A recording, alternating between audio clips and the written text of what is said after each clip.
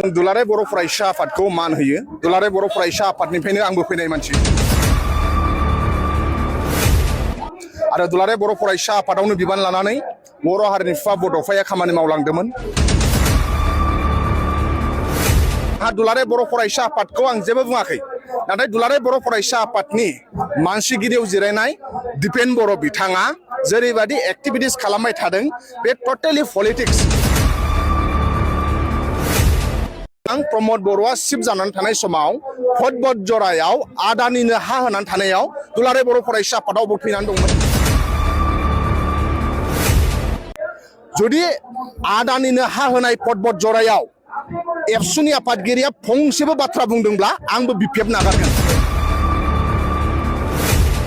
दुलाराय बर' फरायसा आफादखौ मान होयो। दुलाराय बर' फरायसा आफादनिफ्रायनो आंबो फैनाय मानसि आरो दुलाराय बर' फरायसा आफादावनो बिबान लानानै बर' हारिनि बिफा बड'फाया खामानि मावलांदोंमोन। दुलाराय बर' फरायसा आफादा अरायसम साफ्रोमबो बर'नि गोरबोफोराव दङ, जाय जिखि पार्टियाव थाया मानो, नाथाय दुलाराय बर' फरायसा आफादखौ सबबो अनो मान होयो। नाथाय आथिखालनि दुलाराय बर' फरायसा आफादनि आफादगिरि दिपेन बर'नि सायावसो आं बुंदों।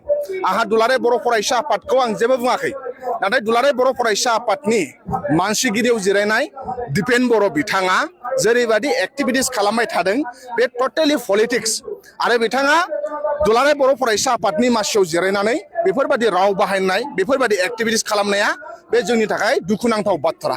दुलाराय बर' फरायसा आफादनि आफादगिरि बिथाङा गाहाय मावख' एबसु अफिसाव प्रेस मिटनि गेजेरजों बुंदोंमोन जे बिटिसि एसेम्ब्लि जाय लाइमोन फरायसाफ्रा गाग्लोबदों बेयाव जुदि 1% इभिडेन्स दङब्ला बिथाङा गाव रिजाइनेसन होगोन होनदों।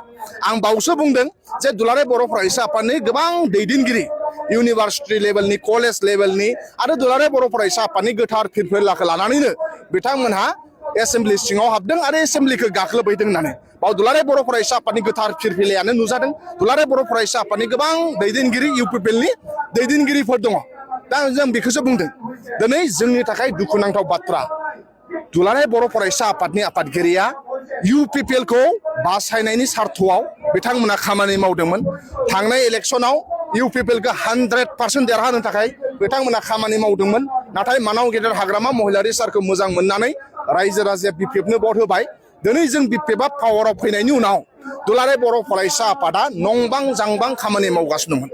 आं ओंखायनो सोंथि सोंदों, साननैसो सिगां प्रमद बर'आ चिफ जानानै थानाय समाव फटबट जरायाव आदानिनो हा होनानै थानायाव दुलाराय बर' फरायसा आफादाव फैनानै दंमोन। जुदि आदानिनो हा होनाय फटबट जरायाव एबसुनि आफादगिरिया फंसेबो बाथ्रा बुंदोंब्ला आंबो बिपिएफ नागारगोन।